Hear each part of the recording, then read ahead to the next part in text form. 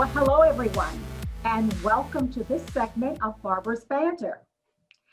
Taking on a new leadership role during a pandemic is, I don't know what the right word is. It's daunting, let's just say that. But that's exactly what our guest today did a few months ago. My co host, Brian Boyer, and I are welcome, and we're pleased to welcome to Barbara's Banner today, Angela Franco, the interim CEO of the DC Chamber of Commerce. Angela, welcome. We're delighted to have you. Thank you so much for inviting me. I'm so excited to be here as well. Well, good. Well, I've known you probably for 20 years. And That's correct. So that's dating us both, right? When I first took over the chamber many years ago, you were a relatively new banker at BB&T and were assigned to take over the chamber's account, which was in peril. We were having lots of financial issues at the time. I recall. And so that's how I met you. You later became the CEO of the Greater Washington Hispanic Chamber of Commerce. So you've got some chamber experience under your belt. Then you went to the Health Exchange, as I recall, and Yes. now you are the interim CEO of the DC Chamber of Commerce. What have I missed out of your background? No, that's it. You know, when I moved from Colombia, I was 31. So I had already worked 13 years in Colombia. But you know, the professional life in Latin America is kind of different. So you start young and you get to like higher positions younger. Right. I think that we value experience much more here. So when I was 30, I was in a very high position in a company in Colombia, but it was just, you know, I didn't see like a purpose, and I'm very purpose driven. Right. And everything happened in that moment for me to, like, the doors opened to move to the United States. And I had been born here, so that made it easier. Very good. Mm-hmm. Well, tell us a little bit about taking over the DC Chamber of Commerce in the middle of a pandemic. You know, what are the specific challenges you faced and the opportunities you have as well? Yeah. So it's interesting because when the pandemic started, I said, oh my God, I feel for the people that are running organizations during the pandemic. And there you are now. And there I am, you know.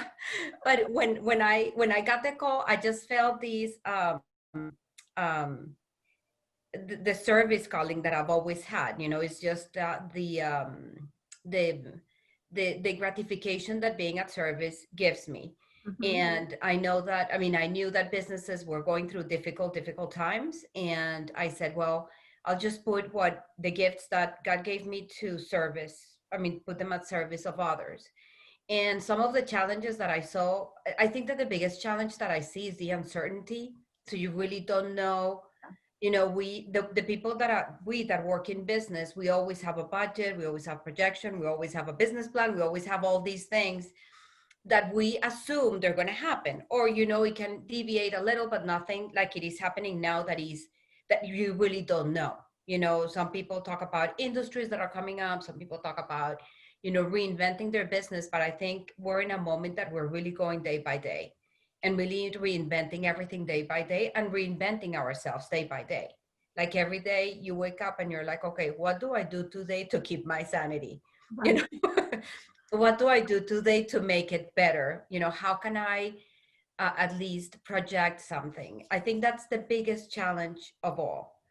In terms of the opportunities that I see is an opportunity for change. Mhm. I think many of us got used to a certain way of living, a certain way of looking at things, assuming that everything was going to stay the same. You always say to yourself, things are going to change. We know that things change, but you know, creating change is not easy for a lot of people. I'm a creator of change, and I think that change is something that takes you to a different place. But what the pandemic taught us was that change can happen any minute. And that's really when leadership shows, is how you handle that change. Mhm. Because it's not easy. Sometimes it's not easy to like confront that reality of, okay, up to this point, it was this way, and maybe I lost everything momentarily, and then I have to start all over again. and it's how you lead with that change, and that's when true leadership comes to life. You're absolutely right. And change is very hard for people. I know that we deal with clients that are going through change management periods, and most change management exercises fail because Yeah. it's so very hard for people to do, because it means changing their own behavior. And people tend to say, I'm Yes. okay. It's those other people that you've got to deal with, when in fact, you've got to change your own behavior as well. Um, for an organization like the Chamber that relies so much on face-to-face communications and interactions, how have you had to adjust your programming, and how have the members adjusted? How is that working? Because I assume that you too are in a virtual mode like we are. Yes, we are. Um, it took a while to get back to really doing events. We in the last 6 months, we really have done a lot of the events. We have gone all virtual, except the gala that we did semi-virtual. So we had up to 50 people in the room, and then we had it Oh, did online. you? Oh, Yeah, okay. we did. And, we felt like if we are talking about business phase two, going back to business responsibly, that's what we did.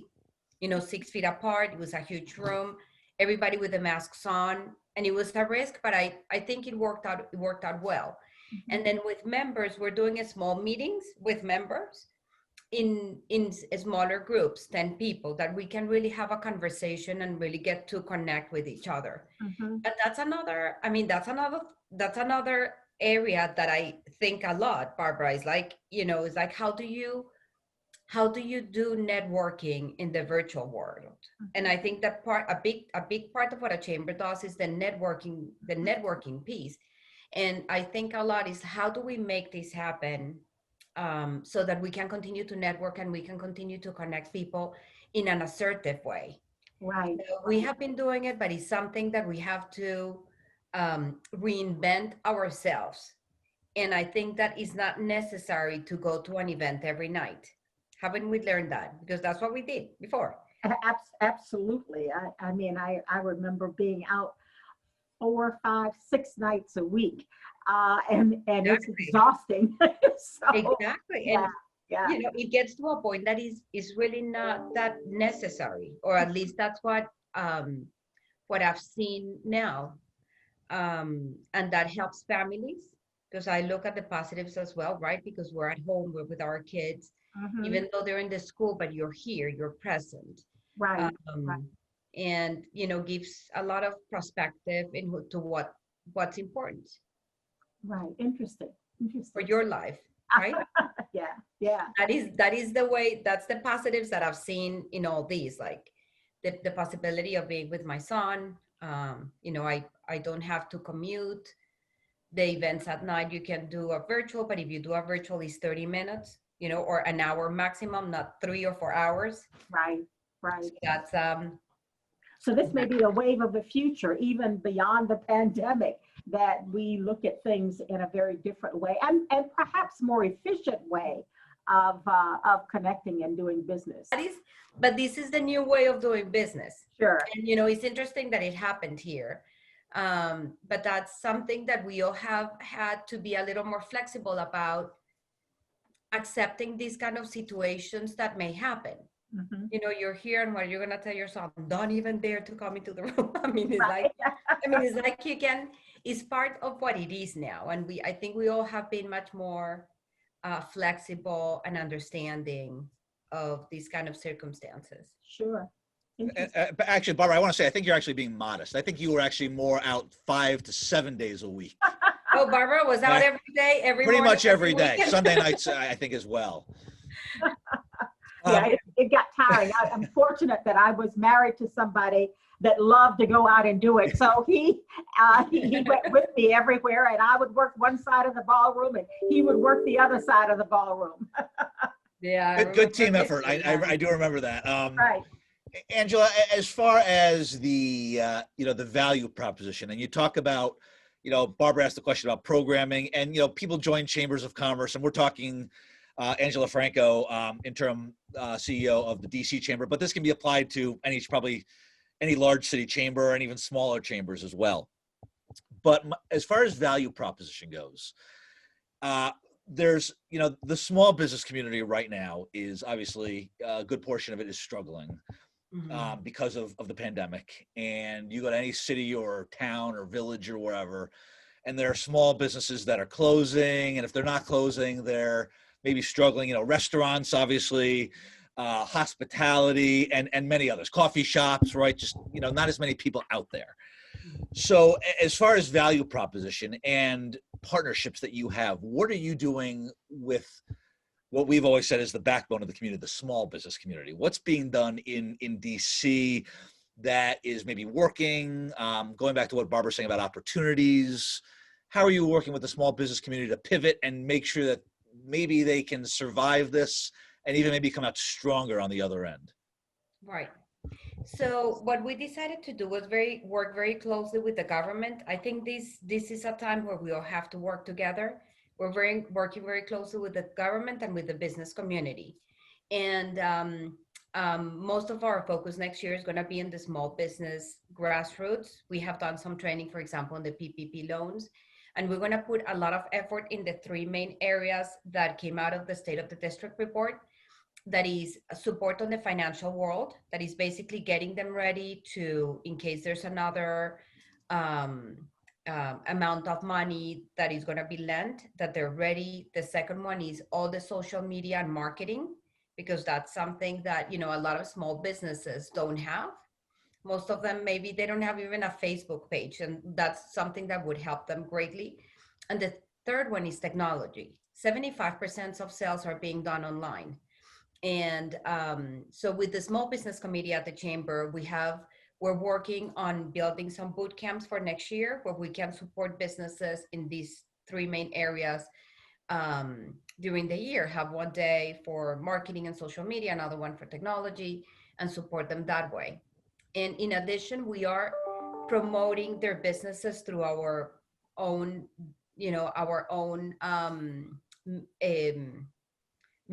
our mailing list. So we're highlighting small businesses every week. We did that during the Small Business Week. Mm-hmm. So little things like that. I think that, there's so much you can do, and we don't pretend to take it all in, but we want to be there if we can support them in any way. And, either send them a referral or support them with a strategy, support the government when they do the grants. I think that the grants are a great opportunity for businesses if they have a strategy behind it, because just getting the money without knowing what they're going to be doing with the money maybe is not the best way of using that support. Mm-hmm. And those are the things that we're doing. It's nothing, it's something, like I always say, something basic, but can really make a difference in businesses. What has the response been from the small business community? Has it been positive in DC? Are they hopeful? And I know you also dcchamber.org is your website, so people can obviously go there and learn more about some of the resources that might be available to them. But is there still an energy? There's DC always has a vibrancy and an energy. Are they still feeling that? Is there hope? Is there promise from what you've seen from some of the conversations that you've had? I think I think we're on the same page, like in a moment of really uncertainty, and doing what we can to pivot as we go. I was in DC. I was in DC.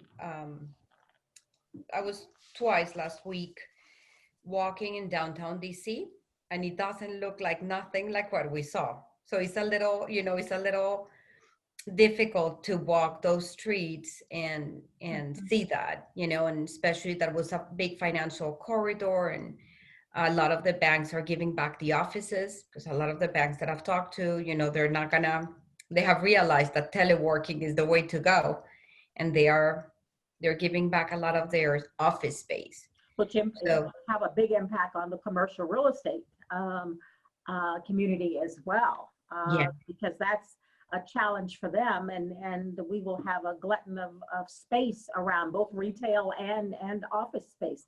I live in the upper Northwest DC corridor, and I do my walking every day from like Tinley area up through Chevy Chase, the DC Uh-huh. side and the Maryland side. And I will tell you the retail businesses that are no longer there. And of course, the big ones, if you look at Mazza Gallery, Yeah. Neiman Marcus is gone. Behind it, Lord and Taylor's is going Closing. totally out of business. But the little shops along Wisconsin Avenue are all gone, and it just makes you feel so sad. And some of them are in DC and some of them are in Maryland. Yes, I feel the same way, and a lot of them are turning. I mean, according to some statistics that were shared by the Chief Technology Officer, 75% of sales are being done online. So you wonder, why are they going to pay this amount of money with a space, right? When maybe you don't really need it. So there's going to be a lot of space, I mean, in the next 3 years, because sometimes you have, like, for instance, we have a lease until, 3 years from now. But then you start thinking, okay, what are we going to do with that? Do we really, really need it? And that's going to be a lot of space in the next 3 years. Yeah.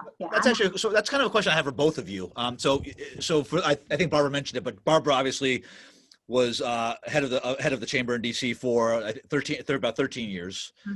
And now Angela is the current interim CEO. And when we talk about that, and it is sad, it's sad to see, but how do we rebound? I want to ask you both this perspective, because at some point, hopefully there's whatever the end game of COVID is, whatever that means, whatever it is, I don't think anybody really knows, right? Yeah.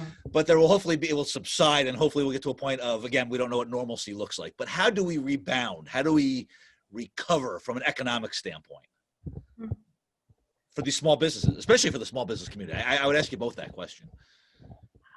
Well, I'll start. I think, when I took over the chamber, it was shortly after 9/11. So the place was locked down, and we were like an armed camp. And businesses, particularly small businesses, were hurting as well. The difference today is that we don't know what the end is going to be. We're hopeful that the vaccine is coming, but you have so many people, but 45% of the population is skeptical about taking it.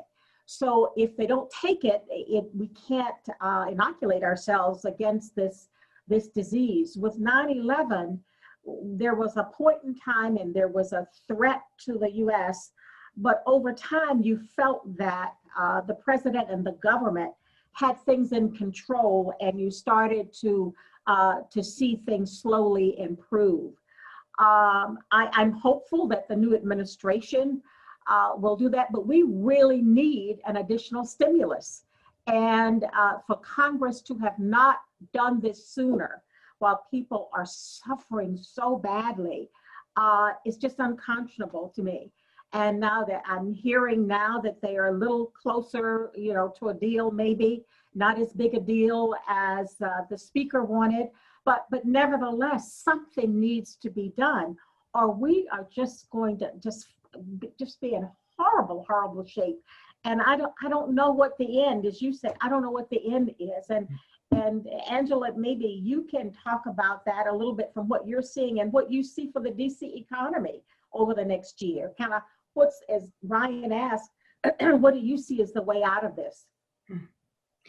No, I feel the same way. I mean, it's like you don't know where this is going to end, and that's why it's so important to be on it every day. I mean, there's a lot of businesses that have changed their business according to the opportunities, really. Like, for example, a lot of companies have shifted to do PPE, and some others have shifted to do cleaning, and some others have shifted to deliver food. I was looking at the new businesses that have been opening in the district since March, and believe it or not, the majority are still in the food business. Wow, really? That I was surprised about, because you will never think, I mean, restaurants, when they have a front door, is much more expensive because they have to pay for rent, they have to pay for a lot of things. But there have been much more companies opening food than any other industry. So it's just interesting. I really cannot tell you. I mean, what we do is that we have continuous conversations with our members Mhm. and see how we could help them. I'm a big believer, as you know, Barbara, in certification, starting to do business with the federal government, corporate America, and that's one of the things that I would like to start doing with our businesses in the district. I know that we are very advanced on the CBE, and a lot of businesses are much more familiar with the process, and I think the city has done a great job there. But there's some other opportunities that I think we can get them exposed. So that's kind of the plan, but it is very uncertain, and that's why you have really to be on it, have a lot of conversations, understand what opportunities, if there's an opportunity that you can refer somebody, I mean, do it. And we have a great board that are all over every kind of business in the city. So Mhm. um, they have their ears and eyes open as well in looking after the business community. But yes, it is. But even for us personally, we're like in the house, we're like trying not to get the virus. I Right. mean, I don't mean to laugh, but it's just like it is true. I mean, it's just taking care of us every day. um and when you start planning, we're not doing plans anymore. I mean, I don't know you, but I'm not doing a lot of plans lately. The survival of the day, you know? Exactly. My Thinking about my plan is next to meal. stay Right, home, right. maybe have a glass of wine at night, and when I'm gonna go to the market. So having a lot of conversations and being a source of support, Brian, I think that that's what we need to do now. Being a source of support. We're at the end of the day blessed, and we can provide that support. So as we're starting to wind down the show a little bit here, and I know I think we have a couple more, two more topics. I think one's a little more serious, more aligned with the business side, and one's a little bit more with the fun side. And I don't want to end on the fun one, because I want to end on the more on the other one. So I'm going to take the fun one and give Barbara the business one here, if that's okay. Okay. You go ahead. And I really wasn't kidding when I said that with I was talking to somebody the other day, and I know, we're all maybe eating a little bit more and, dieting, but how can anybody think about dieting right now? That's like the one thing I look forward to is the next meal. That's not the fun thing. But speaking of hobbies and eating, and that's one of my hobbies, but Angela, we always, we've known that you've had a lot of prominent positions in DC and beyond. We know that you work a lot of hours. You're obviously very family oriented. We know that. On the rare occasion, though, that you do have a few free moments, and you did mention the glass of wine, so maybe we should go into that a little bit. But what are you doing with your free time? And I use the word free time very loosely because I'm sure it's very limited. But every leader needs a little balance, right? To be a good leader, you have to take a little break, maybe turn off the computer or the phone for at least 5 minutes, right? When you have the opportunity to do that, what are one or two things that you're doing? I love walking. I walk a lot. So I do a daily walk. I pray every morning. That's the first thing I do when I wake up. I pray, and I pray all day long. I mean, I love praying, and I don't know, I just love feeling that connection from above. And I walk a lot. I spend a lot of time with my son. We play Monopoly, or we, go on a bike ride, or that's what I do. I mean, I like reading. What else do I like to do? I love talking with my friends. There's a lot of people that love reading books. For me, spending time getting to know somebody is like a gift. So those are the things I do. I used to make jewelry, but I don't have time. I haven't gotten into it again. I have to eventually, because I And love it. beautiful jewelry, I might add, because I have a couple pieces from you Yes. years ago. I used to, that was my business when I was 11 years old, selling jewelry, since I'm 11 years old. So I've sold jewelry all my life, and it's just like a passion of mine. So that's I what have to say, being on this with both of you, first off, I'm seeing some common threads for the two of you. You're The obviously both very, jewelry. you're both a lot more fashionable clearly than I am. So maybe that's something that when things start to open up, definitely a walking partner for you guys right together. So we're starting to wind down, but Barbara, I'll hand it back over to you and kind of let you bring us home. But just one other final question for people. I mentioned it before, but Angela, I do want to give you the chance. People that want to find out more about the chamber, the resources that you offer, the value that you offer, if they want to become a member, which they should. And you don't have to be in DC to do it. You can be from anywhere if you want. If you Oh do yeah, business in DC, absolutely. so it's where can people contact you guys and find out more information? They can go to our website. I think is the easiest way. That is www.dcchamber.org. And all the information is there. Our contact information is there. Membership information, the committees. I mean, I think that if somebody's going to become a member, it's important to get involved. And the committees are very, very, very active. So getting, health and wellness, the small business committee, the government affairs committee. We have a lot of committees that people can get involved. And that's the way to take advantage of your chamber membership. If people just write a check or do a credit card and then you never see or hear from them again, then they're not going to get anything out of their chamber membership. And so I used to say that for 13 years when I was there, and I'm glad you're saying the same thing now. Yes. Yeah. So it is. So my last question to you is, if someone were to grant you one wish for something that the chamber needs right now, what would that be? I would like to have a group of 200 people that could go out and help businesses one by one. So mentorship or financials or? No, in fact, in anything they need. I think that most of them, sometimes what they need is a strategy, for example. Mm-hmm. Sometimes what they need is building all the social media side. Okay. So just go out and help them and say, okay, what would make the difference in your business today? Right. What would you think you need to make it better? Right. That would be my dream. I need some of that. I need one of those people for our business. Exactly. Sometimes you just need to sit down with somebody that cares, that can bounce ideas back and forth. Well, we have had to transform our business as well. Because our business is people oriented, very interactive with people. And doing this virtual thing, Brian has made me go kicking and screaming, but we don't have a choice. But we're doing a bunch of things. We have a Lang Leader class, which is now online, a leadership series, and we're doing Barbara's Banter, and we're doing executive coaching. So we're trying to do, we've had to reinvent ourselves as well because of the environment that we find ourselves in. So, but you have a lot to give, Barbara. So I think that's wonderful that, you're sharing your gifts and your talents with everybody. And, I just wish you always all the best. Well, thank you. Thank you so much. I think that's a wrap for today's podcast. I hope that our audience has enjoyed the discussion with Angela Franco, the interim CEO of the DC Chamber of Commerce.